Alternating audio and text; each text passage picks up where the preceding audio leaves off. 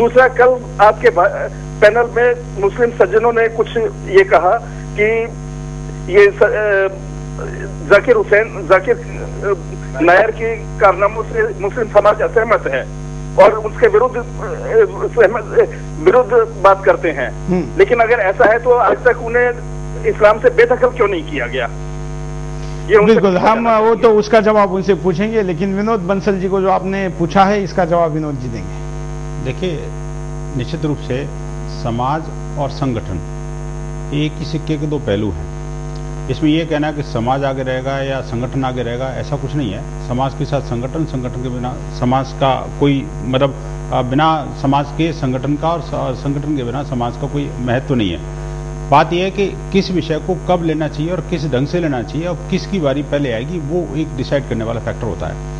जहां तक जाकिर नाइक वाली बात है, जाकिर नाइक ने जो देश का नुकसान किया है वो अभी जो है जिस कैटेगरी का वो आतंकवादी और बड़ा नुकसान होगा तब आप कुछ करेंगे? नहीं, तो बात ये नहीं बड़ा नुकसान होगा, बात ये नहीं है। बात ये है कि किसके द्वारा ये किया जाएगा। देखिए, जो अब आतंकवाद से लोहा लेना इसका विरोध तो समाज, संगठन और समाज कर सकता है, लेकिन आप ये कहो कि हथियार लेकर खड़े हो जाओ, ऐसा संभव नहीं है। विरोध किया है हमने, पीस टीवी को बैन करने के लिए प्रयास किया है। अब इसके बाद ये काम हम तो नहीं कर सकते, करेगा तो सरकार ही ना जी, करेगी सरकार। और समाज को जागृत करने का जो काम है वो मीडिया के माध्यम से, संगठन के माध्यम से जो मुझे लगता है कि विनोद जी आप प्रवक्ता है वीएचपी के, आप लोगों को बातों से नहीं अपने काम से ही समाधानी कर सकते हैं। हम यहाँ पर रुकते एक छोटे से ब्रेक के लिए, ब्रेक के बाद दोबारा आएंगे बिंदास बोल चाहे। आपका एक बार फिर से स्वागत है। आप देख रहे हैं बिंदास बोल, और बिंदास में हम आपके सामने दिखा रहे हैं कि जाकिर नाइक क्या क्या कहता है और उसके सपने का भारत अगर बनता है तो उसमें आपका स्थान कहाँ है। कई कॉलर हमारे साथ मीटिंग में, हम उनकी माफी मांगते हैं कि हम आपके बात को ज्यादा समय नहीं दे पा रहे, लेकिन विषय का पूरा न्याय देने के लिए हमको जाकिर नाइक की वीडियो ज्यादा से ज्यादा दिखाना जरूरी है। जल्दी से कुछ कॉलर से बात करते हैं और फिर हम आपको दिखाते हैं कि जाकिर नाइक मदर तेरेसा को स्वर्ग का टिकट देने से मना करता है कैसे। पहले कुछ कॉलर। नमस्कार। हेलो। हेलो। हाँ बोलिए। जी, आवाज सुन पा रहे हैं आप मेरी? आप लाइव में जुड़ चुके हैं, क्या कहना है आपको? मैं ये कहना चाह रहा हूँ सर, ये जाकिर नाइक जैसे लोग जो हैं ये किसी इस्लाम के या किसी भी धर्म के दूत नहीं हो सकते। इन लोगों का काम है सिर्फ और सिर्फ देश को बर्बाद करना, और फिर बर्बाद करने की सजा देंगे कि नहीं देंगे? ये सजा मिलनी चाहिए। मैं ये चाहता हूँ जैसे आप स्क्रीन पे दिखा रहे हैं, तो इस तरह की सजा मैं चाहता हूँ कि जाकिर नाइक को दी जाए। ये इस्लाम को बदनाम कर रहे हैं और ये। धन्यवाद। हम अब आपको एक, हाँ रमेश जी शायद कुछ कहना चाहते हैं। मैं यहाँ पर एक बात ये रखना चाहता हूँ कि हम महाराष्ट्र में रहते हैं, मुंबई में रहते हैं, वहां पर तो हमें ये अड़चन आ रही है कि आज जो हम प्रोटेस्ट के लिए कल शाम से आज सुबह 8 बजे तक हम करीब करीब 5 पुलिस थानों में गए। वहां पर पूछा तो हर जगह पर पुलिस कह रहे हैं कि आप यहां पर आंदोलन नहीं कर सकते, हम आपको नोटिस देंगे। लेकिन मेरा यह सवाल है कि यहां पर जो बातें यहां पर सुदर्शन ने इतनी बड़ी चीजें लोगों के सामने लाई है, ये आतंकवाद से जुड़ा हुआ आदमी है जो लोगों को या हिंदुस्तान को तालिबान करने का प्रयास कर रहा है। तो मेरा यह सवाल यहां पर बनता है कि कांग्रेस की जहां पर गवर्नमेंट है वहां पर हमें प्रतिबंध है, लेकिन क्या बीजेपी की गवर्नमेंट जो कांग्रेस से ज्यादा राज्यों में है, आज गुजरात में कोई इसके विरोध में केस नहीं हुआ, हम कर्नाटक में प्रयास किया, वहां पर हमें बहुत सारी अड़चनें आ गई। तो ये जहां पर इनकी गवर्नमेंट है, क्या कम से कम वहां पर इसका कॉग्निजेंस लेकर के ये इसको अंदर नहीं डाल सकते या उसका विरोध नहीं कर सकते? तो वहां की सरकारें चुप क्यों है, ये मेरे लिए बहुत बड़ा प्रश्न बना है।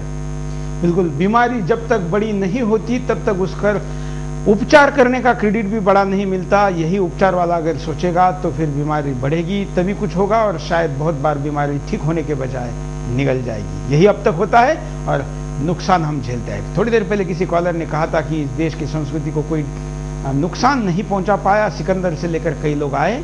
मैं कहता हूं कि नुकसान तो पहुंचा गए, कुछ नुकसान के बाद भी हम जीवित है ये बात और है, लेकिन हमारी इतनी बड़ी बड़ी लाइब्रेरी जला दी गई, हमारे कितने प्रकार के विचारों को इस दुनिया के शांति के लिए हमारे ऋषि मुनियों ने कितना तप करके सोच करके बनाया था, वो आज हमको कथाओं में, लोक कथाओं में जीवित रखने पड़े और उसके ऊपर दूसरे लोग वितर्कों के आधार पर, कुतर्कों के आधार पर सवालिया निशान उठाते हैं और इसी देश के मीडिया और तथाकथित बुद्धिवादी उस कुतर्क का समर्थन करके उस इतने बड़े विचार को भूल जाने के लिए कह देते हैं या उसको बैकवर्ड कहते हैं।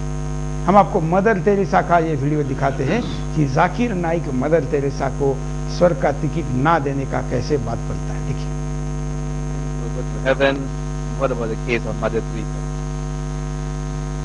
minimum criteria is required for any human being to go to Jannah as 4.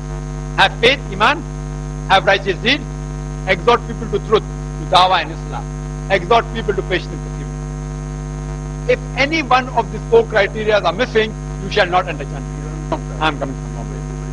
I am an Indian. You know, I have seen many of our organizations, and many people can tell you the inside story. There was a person, I think of European, from UK. He wrote a book on Mother Teresa, her inside story, and that book was telling all the negative points that she is the person who has misled so many people, etc. But that Allah knows. I leave it for that. But they are mainly missionary activities. They do missionary activity, and how do they help the poor? And the ultimate goal is to convert them to Christianity. I can say because I know I'm living in Bombay, and many of us centers are in Bombay. But regarding whether she'll go to heaven or not, see, suppose if you want to pass a school. If you want to pass standard 10, suppose there are 6 subjects: maths, geography, English, history, science, and whatever it is, 6 subjects. And you may score 99 out of 105. But if you fail in one, will you pass standard 10? Will you? Yes or no? Yes or no? You will fail. You have to pass in all the 6 subjects. Similarly, go to Jannah, you should pass in all. If anyone is missing, you may get 100 marks in any one particular aspect. I'm not saying that Mother Teresa got 100 marks in righteousness.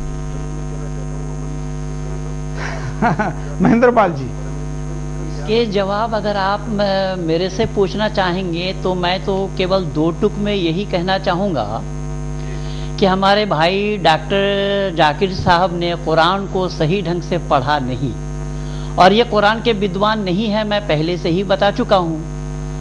तो जब कुरान में अल्लाह ने जिक्र फरमाया है कि जन्नत में जाएंगे कौन, उनके लिए क्या क्या बशरत है, तो वहां पर शब्द आया है वबश्शिरिल्लज़ीना आमनू वआमिलुस्सालिहाति अन्ना लहुम जन्नातिन तजरी मिन तहतिहल अनहार कुल्लमा रुज़िक़ू मिनहा मिन समरतिर रिज़क़न क़ालू हाज़ल्लज़ी रुज़िक़ना मिन क़ब्ल व ऊतू बिही मुतशाबिहा व लहुम फ़ीहा अज़वाजुम मुतहहरतुम वहुम फ़ीहा ख़ालिदून।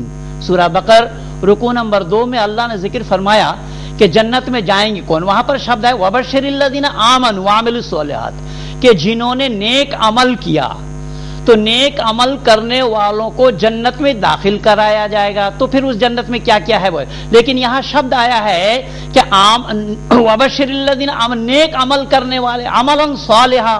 तो नेक अमल क्या, मदर टेरेसा ने भले ही वो हिंदुओं को ईसाई बनाई होगी, लेकिन दवा के नाम से, सेवा के नाम से, आदि आदि, मैं तो मदर कहता नहीं, ये तो हमारे भारत के लोग ही मदर कहते हैं, वो किसी को जनी नहीं तो मदर कहने का सवाल ही नहीं है। लेकिन यहां पर मैं जाकिर साहब से पूछना चाहता हूं कि दवा के नाम से जो सेवा उन्होंने किया है, क्या वो खिदमत खल्क नहीं है? क्या वो मानव सेवा नहीं है? अगर मानव सेवा करने वालों को अल्लाह जन्नत में दाखिल करा रहे हैं, वो मैं नहीं कह रहा हूं, कुरान कह रहा है, तो फिर आप जन्नत में दाखिल नहीं हो सकते हैं, तो लिहाजा आप कुरान के ही खिलाफ बोल रहे हैं। बिल्कुल। और मैं आपको बड़ी एक विशेष बात बताना चाहूंगा कि जिस मिशनरी अर्थात क्रिश्चियनिटी के लिए काम किया मदर तेरेसा ने जीवन भर, उस मदर तेरेसा को संत का दर्जा, ईश्वर स्वर्ग तो छोड़ दीजिए, मुझे पता नहीं उसमें क्रिश्चियनिटी क्या सोचती है, संत का दर्जा देने के लिए भी उनके सुप्रीम अथॉरिटी ने मना कर दिया था। तो इसमें सही पूछिए तो जन्नत का परिभाषा ना तो कुरान वालों को मालूम और ना बाइबल वालों को मालूम, लेकिन दोनों कहते हैं कि केवल हमारे रास्ते से जाएंगे तो ही मिलेगी।